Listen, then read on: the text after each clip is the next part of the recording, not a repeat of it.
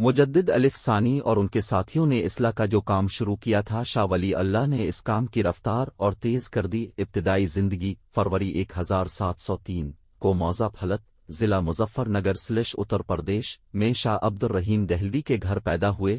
آبائی علاقہ دہلی تھا، نسبی اعتبار سے فاروقی، سکنی لحاظ سے دہلوی اور فقہی اعتبار سے حنفی تھے۔ تعلیم شاہ ولی اللہ محدث دہلوی علیہ الرحمہ نے 5 سال کی عمر میں تعلیم شروع کی اور 7 سال کی عمر میں قرآن کریم کی تکمیل فرمائی۔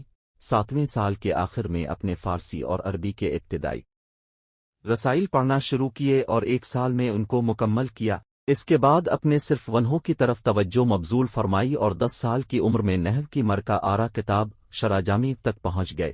صرف و نحو سے فراغت کے بعد علوم عقلیہ اور نقلیے کی طرف متوجہ ہوئے اور 15 سال کی عمر میں تمام متداول درسی علوم سے فارغ ہو کر درس و تدریس کا آغاز فرمایا۔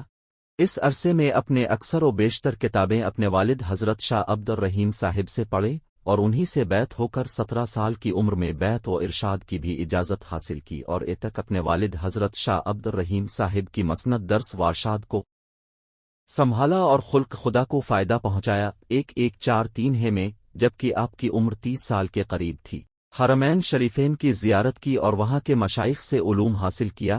شیخ ابو طاہر محمد بن ابراہیم کردی مدنی سے بخاری شریف کی سماعت فرمائی اور صحیح ستہ، موطا امام مالک، مسند دیرمی اور امام محمد کی کتاب الاثر کے اطراف ان کے سامنے پڑھے اور ان کے علاوہ شیخ عبداللہ مالکی مکی رحمہ اللہ اور شیخ تاج الدین حنفی رحمہ اللہ سے بھی اپنے فیض حاصل کیے۔